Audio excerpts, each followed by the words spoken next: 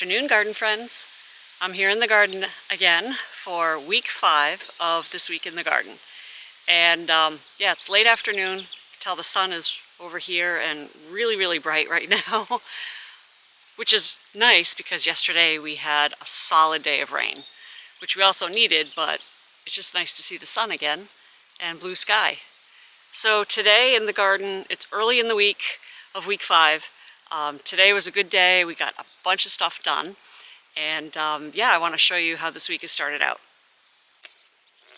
So right behind me you'll notice a new addition, some tomatoes. Those went in today.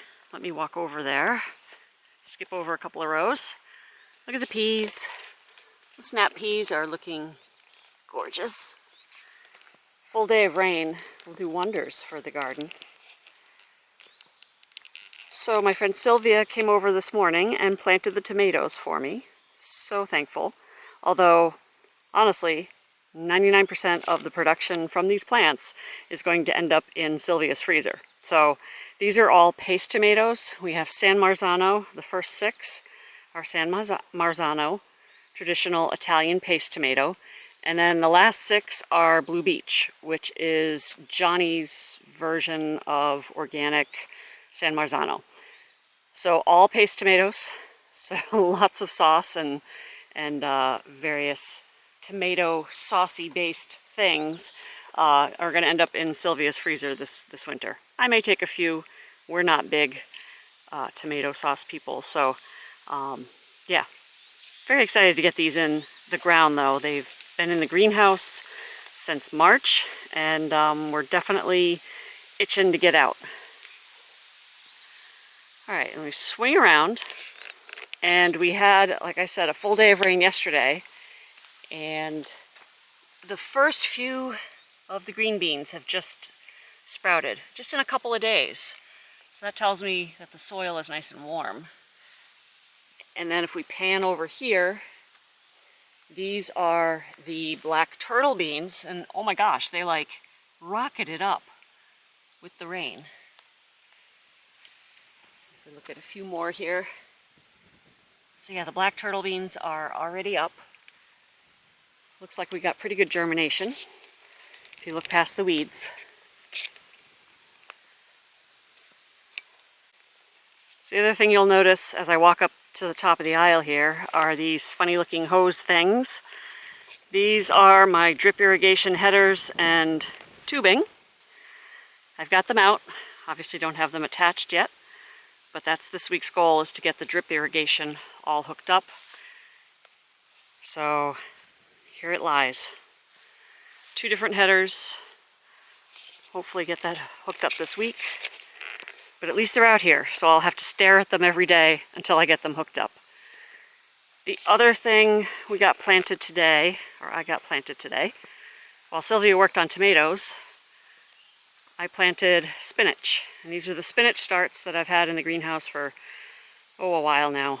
And this is space, which I bought from Johnny's. I usually buy from Johnny's. Never had a problem before, but like I'd mentioned before, this year, for whatever reason, I'm getting really poor germination. So this is all I've got for spinach so far. And I've got 2 more trays in the house under grow lights starting. We'll see if those, what I get with those. And then I think I'm just going to call it because these will bolt probably by July. And then plan to do a fall crop with another source of seed. Back up at the head of the garden, and you'll see a couple of things have changed today. Got the sprinkler system in for the lettuce and carrots and onions. There's one of the sprinkler heads. There's 17 of these down the line. And these are overhead sprinklers, very fine mist sprinkler. And it'll cover these 4 rows. So got that all hooked up, tested it, and it works. I did, however, swing around here. This white pipe hides the main line that comes from the house. And way up here where it comes out of the pipe, I don't know if my camera's going to focus on that, through the fence. Maybe not. There you go. There's a leak. There's a connector there, I had to splice some of the hose, and that's leaking, so I have to go fix that. And then there's a little leak up at the house in the pipe that goes underground from the house. Where's that? Where is it? There we go. From the spigot at the house, it goes underground across the front lawn and comes out. There's a little rock that hides a hole that you can access it, and so that's spliced there. Somewhere in that line there's a leak, so got to replace that. Otherwise we waste water. So anyway, it works, thankfully, but a couple of leaks. And this happens with this irrigation system every year. There's usually a leak somewhere in the main line that I have to repair. Thankfully, I've got lots of extra hose and hose barbs and hose clamps, and I can usually splice in a piece if I have to. So the other thing that I got done today is I laid out these holy tarps for the next sets of lettuce that are coming. I'm almost done with this onion row here. I planted, if you remember, lettuce at the bottom of that onion row.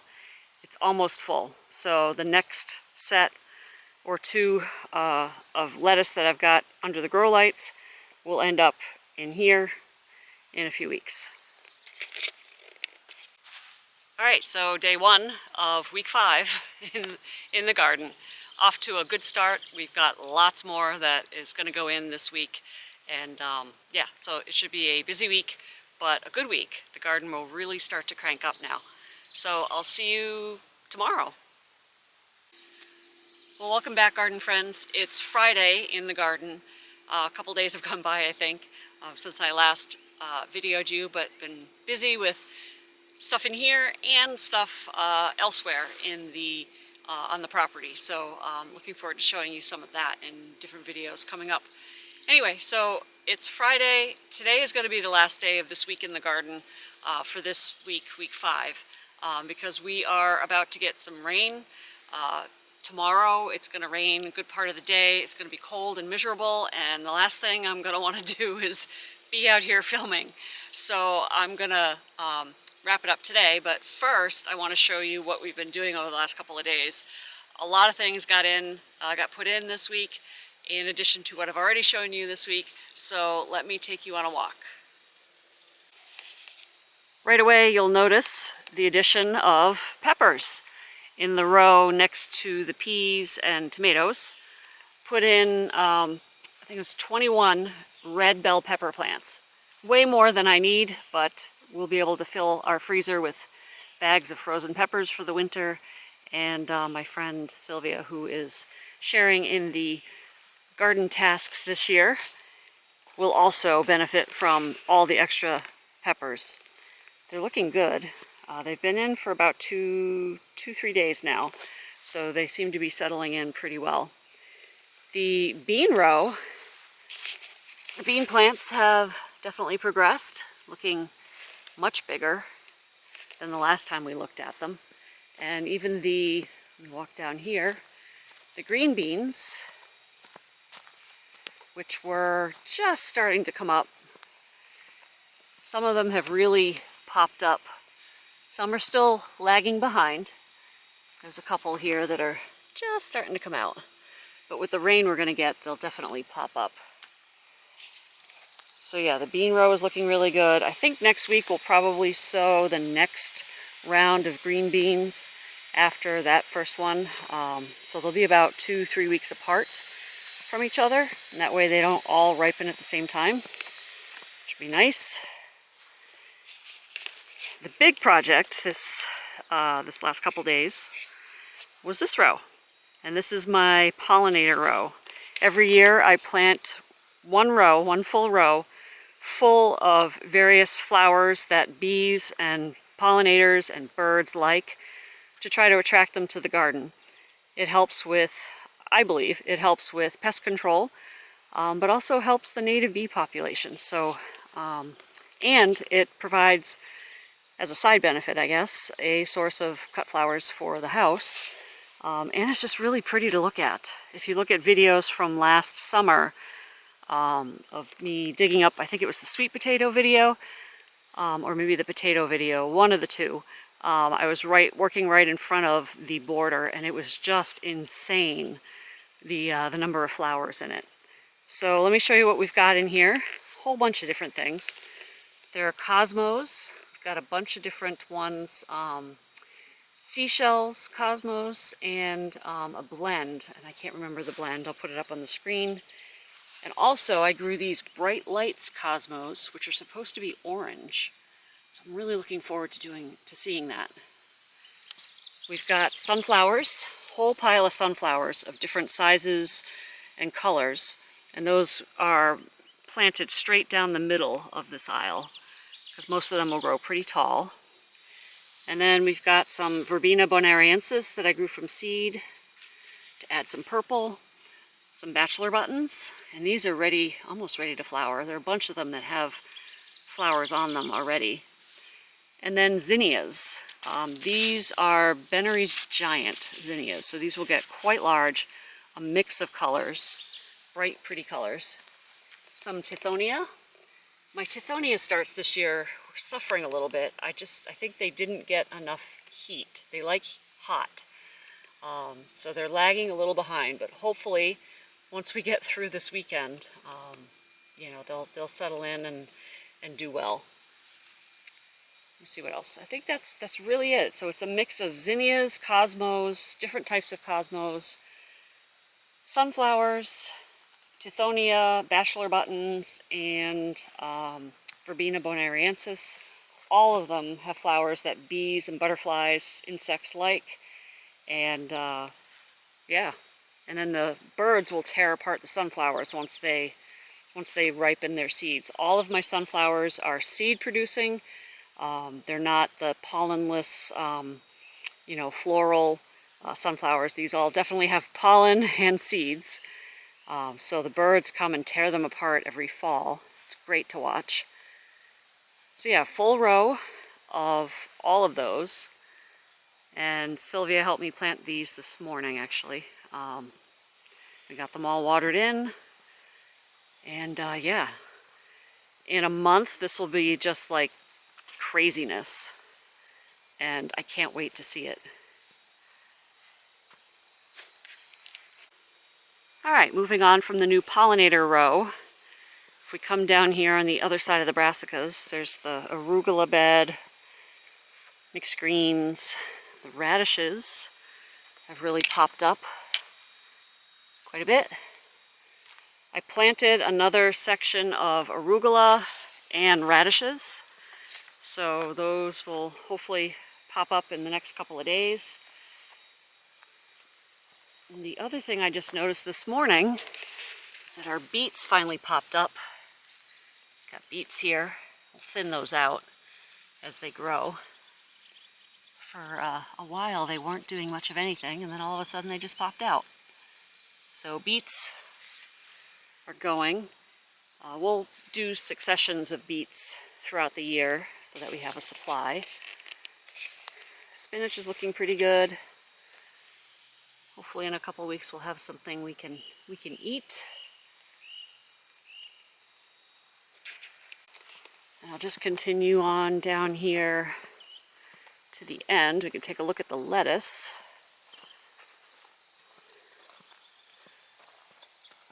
Hop over the row. So here's the first planting of Salanova lettuce. Pretty colors, pretty leaf types and shapes. It's a great lettuce mix. And then some of the head lettuces are starting to look a little better, a little less shell-shocked from being transplanted in the heat that we had. And then the next batch of Salanova is looking pretty good, settling in pretty well. Next week, we hope to get this corn area, these 4 rows at the end of the garden, prepped and get our corn planted. It all depends on the weather. It's supposed to be fairly cool this weekend, strangely cool this weekend. And so we can get the beds ready like early next week, but we'll have to see what the weather looks like for planting corn. We want the soil to be warm, so hopefully we can get it in next week and get the corn growing.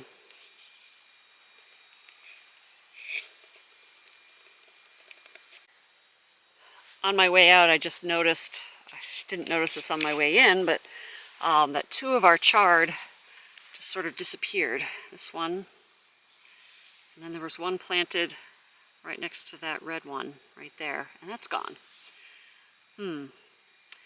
Well, we've got plenty, but I may sow a few more, and so I can fill that in. The joys of gardening. Stuff just disappears. All right, well, I think that is it for week 5 of This Week in the Garden. Planted a lot of stuff this week, so things are really starting to fill in, and it's starting to look like a garden. I'm excited for the next coming weeks. We will have cucumbers and squashes in a couple of weeks. They're still in the greenhouse, and they're still a little too small to bring out, so those will be coming in a couple of weeks.